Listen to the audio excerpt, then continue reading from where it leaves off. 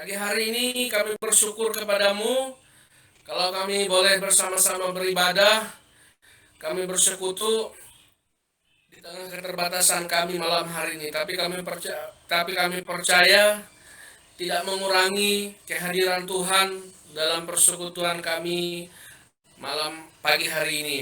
Karena kami percaya Tuhan tidak pernah terbatas dalam kehadiran-Mu dalam setiap persekutuan kami yang indah malam pada pagi hari ini. Terima kasih Tuhan Yesus. Kami berdoa dan bersyukur untuk persekutuan kami di antara kami masing-masing. Tubuhnya supaya sehat, ya. Tubuhnya supaya kuat, imunnya kuat gitu. Tidak mudah terserang oleh virus penyakit, bukan hanya corona ini, ya. Kalau tubuh kita sehat, ya, ada istilah berkata di dalam tubuh yang sehat itu jiwa raganya pasti sehat. Jadi dia bisa apa namanya bisa tahan dalam serangan berbagai macam penyakit. Makanya kalau kita perhatikan orang hari-hari ini begitu rajinnya membangun tubuhnya, imunnya supaya dia kuat. Nah, itu sesuatu hal yang bagus Bapak Ibu jemaat yang dikasih oleh Tuhan. Tetapi jangan salah, yang paling utama untuk kita membangun karakter ilahi itu, roh kita itu supaya kuat. Kalau mungkin orang membangun rumah, sebelum dia membangun rumah, supaya rumah itu kuat, ya, tidak bisa roboh begitu saja, dia mungkin datang ke apa namanya ahli bangunan atau arsitektur, bagaimana rancangannya rumah itu, mungkin apa yang harus dilakukan oleh seseorang untuk dia bisa membuat rumah itu. Nah, ahli konsultan instruktur berkata mungkin harus buat ini, buat itu, dan buat ini dan lain sebagainya. Nah, orang itu harus akan mengikutinya sehingga rumah itu kuat, tahan mungkin 20 atau 15 tahun. Atau mungkin kita pernah melihat, atau mungkin Bapak Ibu jalan deh ke kota tua. Bisa kita lihat di sana ada bangunan yang sudah ratusan tahun, ya. Mungkin kalau Bapak Ibu pernah jalan ke Surabaya, di sana itu ada banyak peninggalan-peninggalan dari zaman Belanda. Di Kota Bandung ada daerah-daerah kota-kota tertentu peninggalan rumah yang begitu kuat, itu sudah berabad-abad, ratusan tahun yang lampau. Nah, mengapa itu bisa kuat? Tentu pondasinya, bangunannya, ada bahan-bahan yang dibuat yang sedemikian sehingga dia kuat. Nah, sama halnya kehidupan kita, ya. Hari ini apa yang saya katakan tadi, orang hanya sekedar membuat supaya tubuh imunnya kuat, berlomba-lomba, dan bisa terjadi banjir yang ribuan manusia kenanya, ya. Tidak pernah terfikirkan terjadi. Ini apa yang dikatakan Alkitab, bahwa kita ini sedang ada hidup di dalam zaman akhir.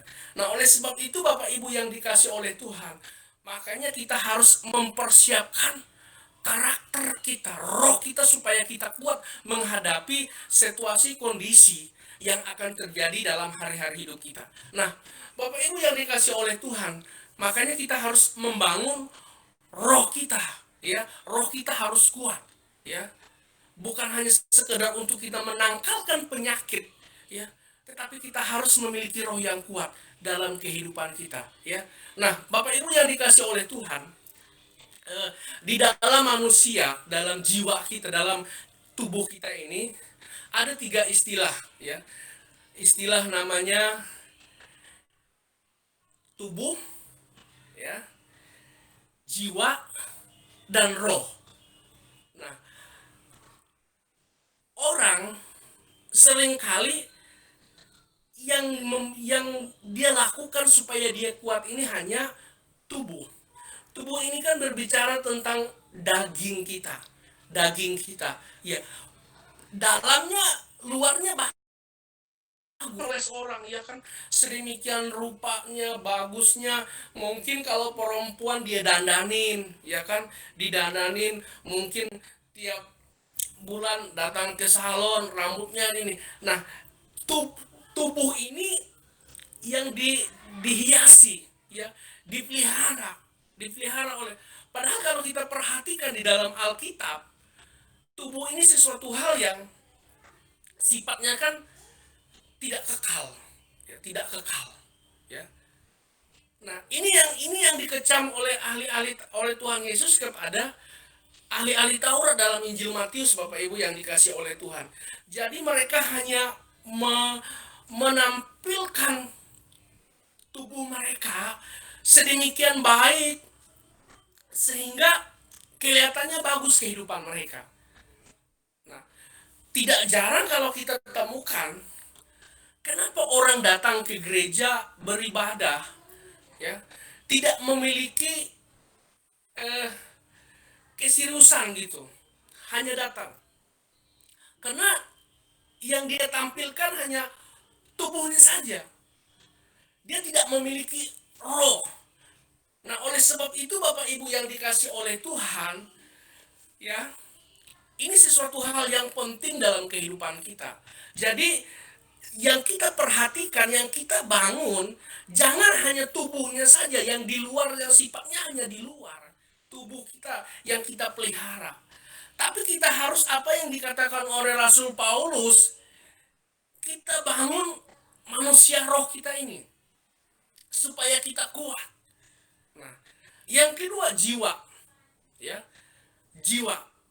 Jiwa ini apa yang ada di dalam jiwa? Jiwa ini untuk kita memiliki kepekaan.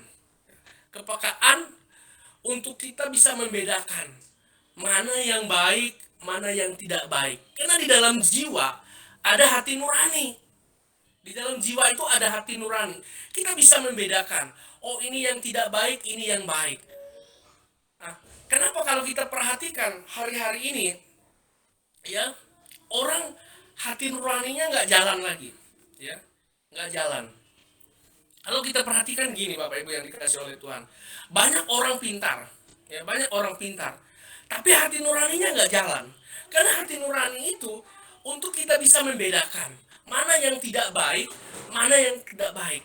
Nah, Bapak Ibu yang dikasih oleh Tuhan, kita tidak cukup hanya memiliki sekedar kepintaran.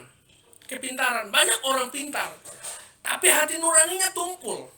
Saya kasih contoh lagi inilah, ya.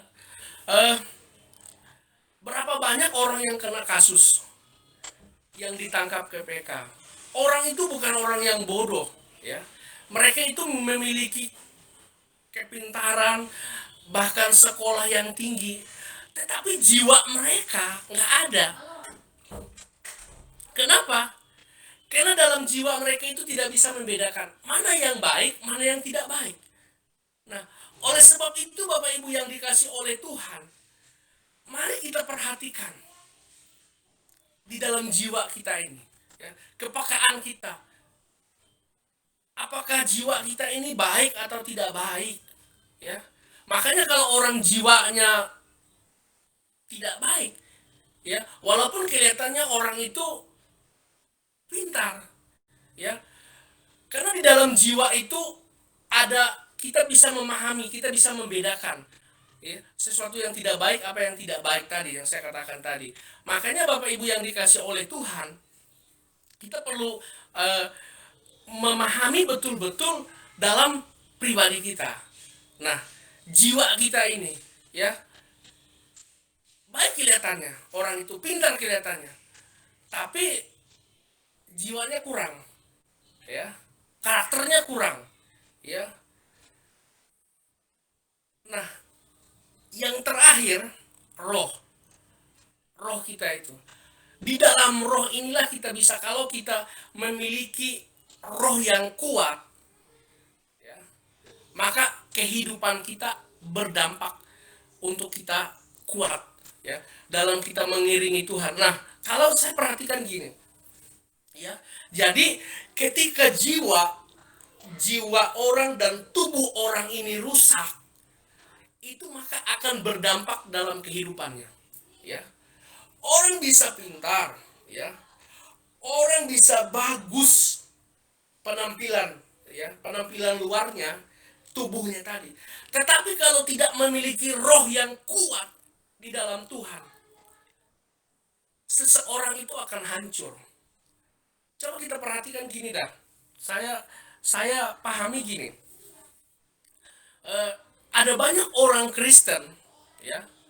Yang pertama, dia melayani Tuhan tuh rajin, terus taat, setia. Tetapi rohnya nggak kuat. Akhirnya orang itu hancur. Ya, coba artis-artis lah kita lihat, perhatikan gini. Mereka itu nyanyinya bagus, bahkan naik panggung dari gereja ke gereja. Tapi berapa artis-artis yang jadi mualaf? Ya. Nah, ini berbicara tentang rohnya.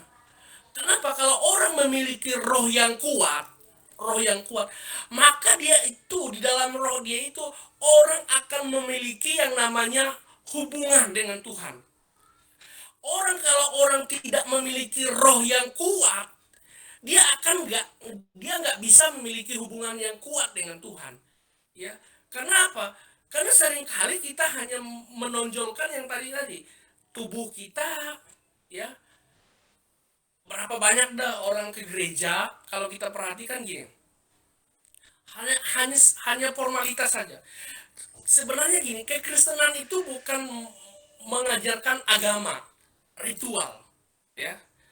Tetapi kekristenan itu mengajarkan hubungan kita dengan Tuhan. Ini berbicara tentang roh, ya. Mengapa orang ke gereja hanya biasa saja, ya? Tidak jarang kita perhatikan nggak antusias, nggak semangat, ya. Ya karena yang saya katakan tadi hanya sebatas badani saja, hanya ritual saja sebagai orang. Mungkin saya tidak ke gereja nanti nggak enak dengan gembala, atau karena rutinitas saya sebagai orang Kristen. Nah, ini yang salah. Tetapi kalau orang ke Kristen, karena dia merasa roh jiwanya ini ingin berjumpa dengan Tuhan, makanya dia antusias datang di gereja. Ya, ketika orang beribadah, dia beribadah angkat tangan. Ketika dia berdoa, dia berdoa kepada Tuhan. Nah, ini orang yang memiliki rohnya yang betul, ya, sehingga orang itu kuat. Nah, Bapak Ibu yang dikasih oleh Tuhan, jadi kalau kita kuat roh kita, maka kita nggak akan hancur, ya. Saya katakan kepada kita, hari-hari ini banyak goncangan-goncangan, ya, goncangan dalam kehidupan kita. Saya perhatikan gini, saya membaca di salah satu media online, ya, di tengah pandemi COVID ini, angka perceraian itu begitu meningkat terjadi. Bayangkan, akibat apa? Akibat ada dalam penelitian itu berkata ekonomi keluarga rumah tangga itu kan memang anjlok merata gitu dalam segala aspek kehidupan, sehingga membuat orang terjadi perceraian. Nah, ini bisa masuk dalam kehidupan kekristenan kita, sehingga hidup kita bisa akan terjadi. Nah, saya perhatikan gini, Bapak Ibu yang dikasih oleh Tuhan, ya, kenapa Salomo? Nah, Salomo itu kan orang yang hebat, Bapak Ibu yang dikasih oleh Tuhan. Alkitab ini berkata, ketika Salomo memimpin bangsa Israel, Salomo itu melanjutkan tahta diberikan oleh bapaknya Daud. Ya, saya pernah membaca dalam salah satu buku gini. Ketika Daud memimpin Israel, kalau dalam suatu negara ada namanya APBN, ya, Daud memimpinnya itu nggak sedikit.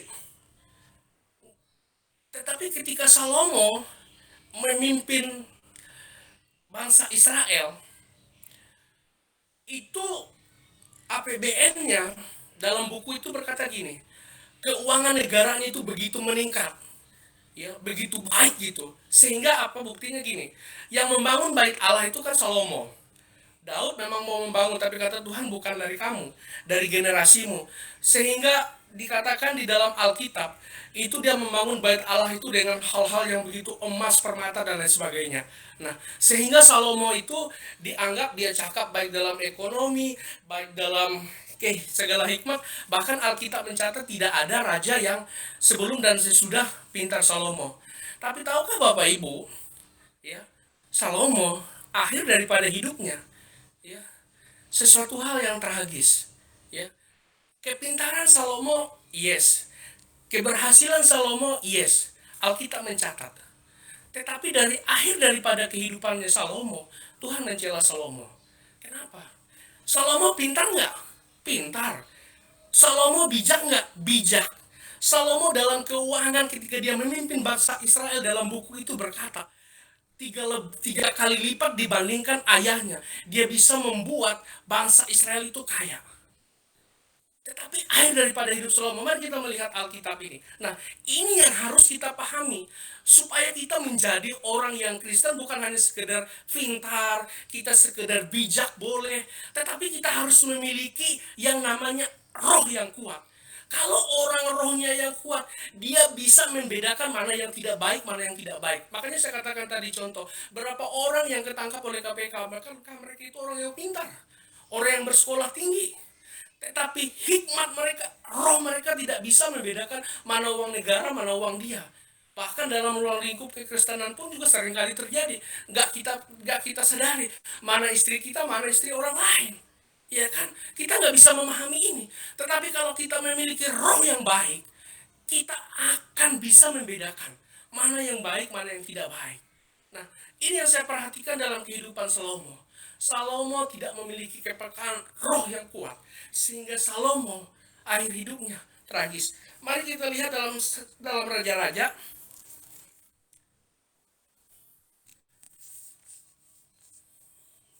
Bapak Ibu bisa perhatikan dalam Raja-Raja.